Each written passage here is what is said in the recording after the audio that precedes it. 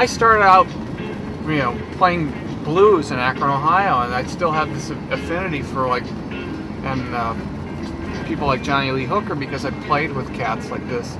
I was the only white guy, going to the ghetto and playing blues with these guys, and I used to be invited into their secret world of, it was a blind pig, and they'd sell,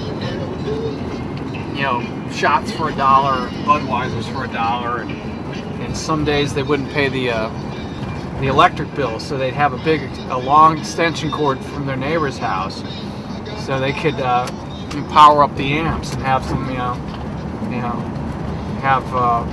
one floor lamp lighting the room. I guess it all starts off from the blues at some point, Everybody's got a day gig when you're not a superstar. I'm out at all the Manhattan flea markets as early as 2:30 in the morning looking for antiques to buy and sell. On a good month, I can make about $12,000. In a bad month, I can't pay for my records.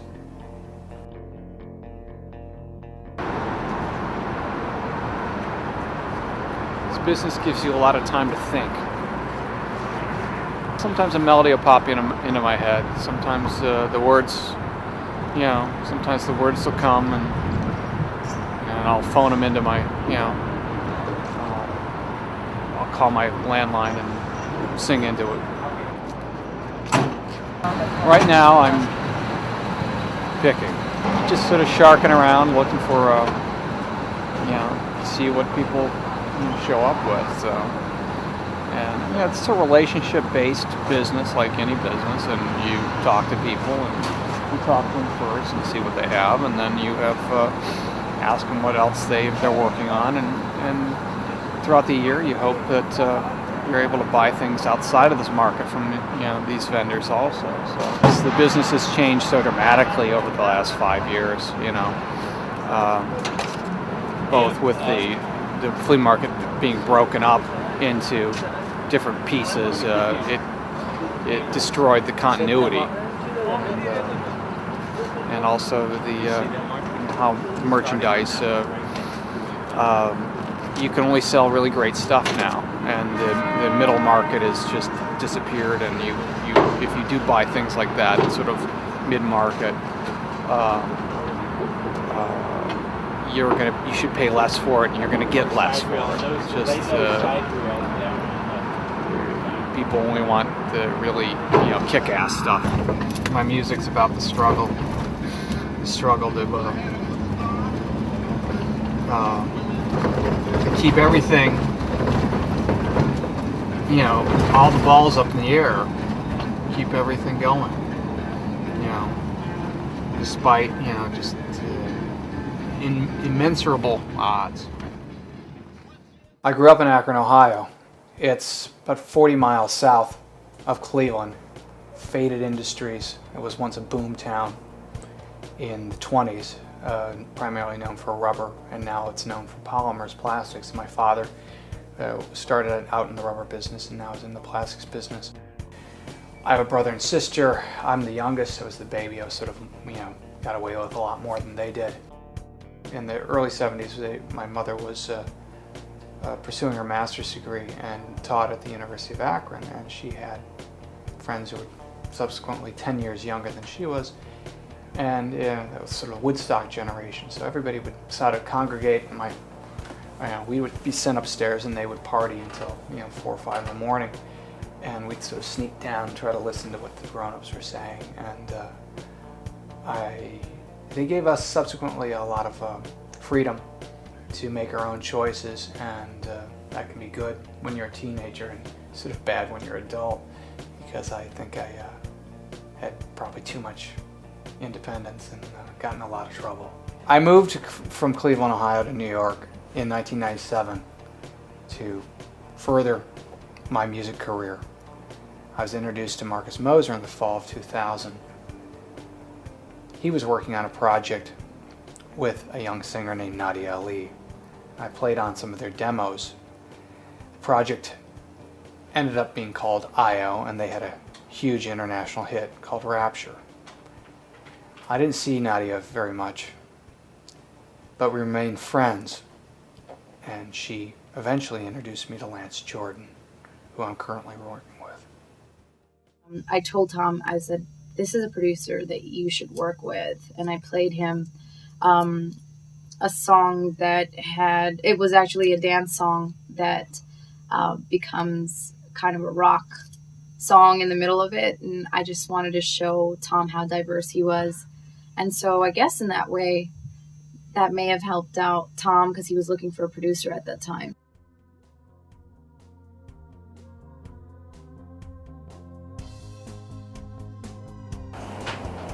God damn, I'm going to be making records, and it's better than, having a bus take off my mirror when I'm driving around at Manhattan looking for antiques, or it's just it's like an oasis when I get to do my thing. I mean, I think any artist would rather be working 8 hours a day making their at their craft rather than stealing away a little bit of time. I think you get a lot better, and you're more fulfilled when you can work consistently. I'm generally, look forward to those times with Lance, and we have a relationship outside of the recording studio. It's just a real easygoing relationship. He understands, most importantly, he understands where I'm coming from as a songwriter, and he can play almost any instrument I ask him to play.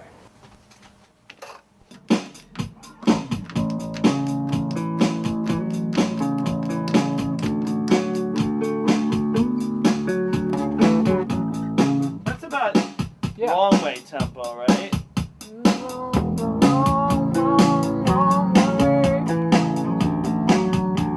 We're skipping along. We're skipping along the wrong way.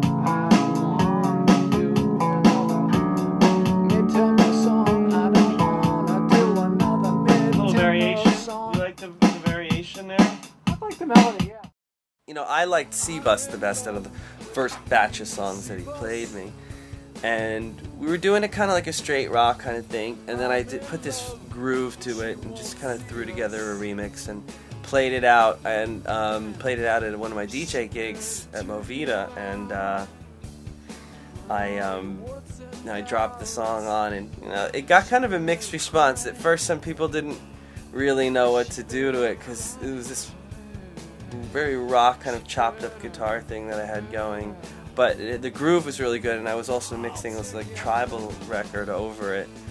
And Tom came down, and he was just like, I don't think he probably never heard himself or his music being played in that kind of venue, and he was kind of excited about it, and he was so inspired. Apparently he went home the next day, or maybe even later that night, and he wrote Vicious Times. He came in, I don't know if it was the next day or it was our next studio session a day or two after that experience. And he came in, he was so inspired. He's like, listen, I got this song. I was so juiced up from hearing you play that song out. I wrote this song, I got inspired. And he just came in with the baritone guitar and started playing the riff and singing the song, and he just sang it to me here in the room, and I was really moved by it. Like, it just hit me really heavy. There's something about the lyric and the mood and the way he was singing it. It was just like, wow. It was a memory of hard times, and memories of struggle. But at the same time, my parents did everything possible for me to conceal the hard time that they were having in their lives, financially and emotionally. And that's what Vicious Times was about. And I think, thank God we got good friends. It's about getting older, losing your parents, and realizing that you're pretty much all alone, but at the same time, you've got people who've got your back. And that's when you're happy and you're glad that you've got people who love you. Thank God we got good friends. Thank God we got good friends. Thank God we got good friends.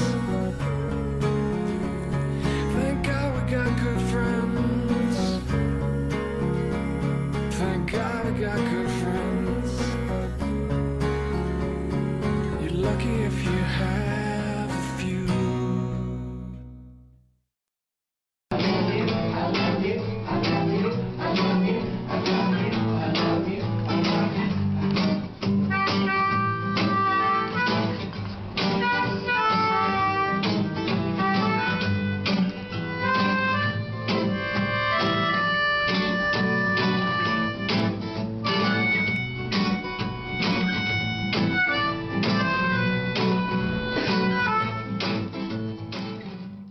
Tom, you know, I think it remains to be seen what will happen. I see that where Tom's success in the near future seems to be in licensing music for like film and television.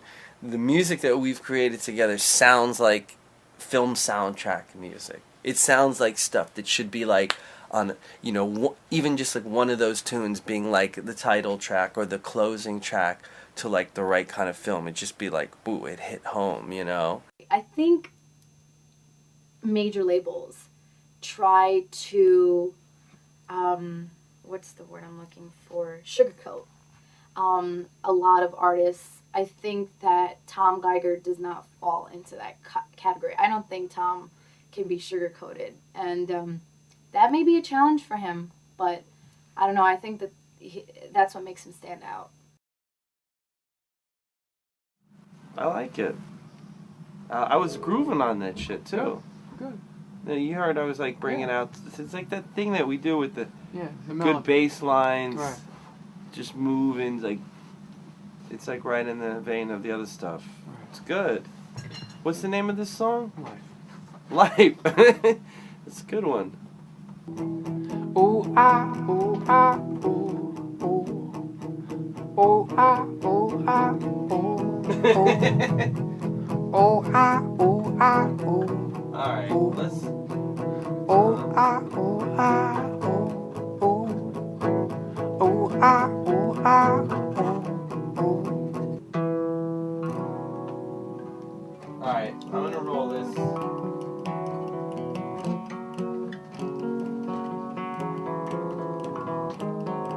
You ready, Tom? Yeah. Hold on.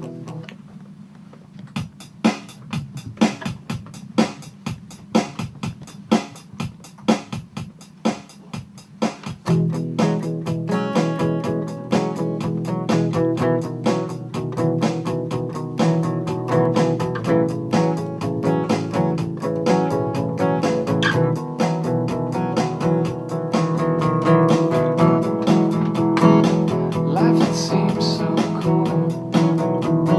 Can't believe that I lose all my faith in my cool. All my faith in my cool. Life that seems so strange. Can't believe we behave just like Adam and Eve. Just like lies and thieves.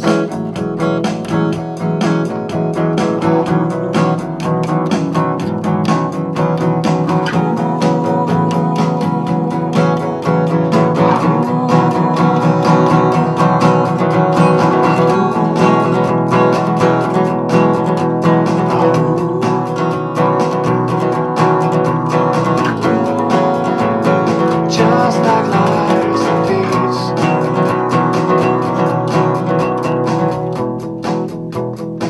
Life it seems so cold.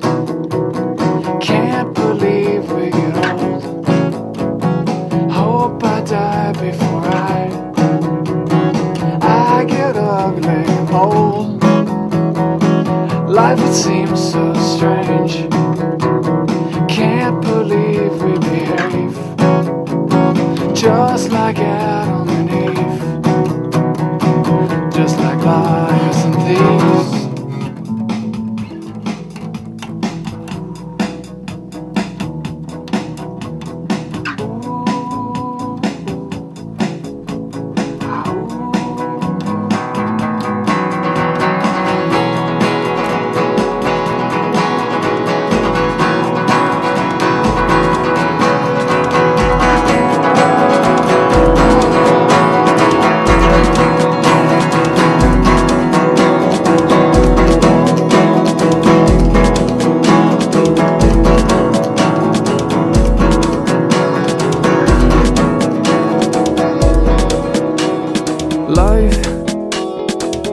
Life seems so cruel. Can't believe that I lose all my faith and my cool, all my faith and my cool. Life seems so strange. Can't believe we behave just like Adam and Eve, just like liars and thieves.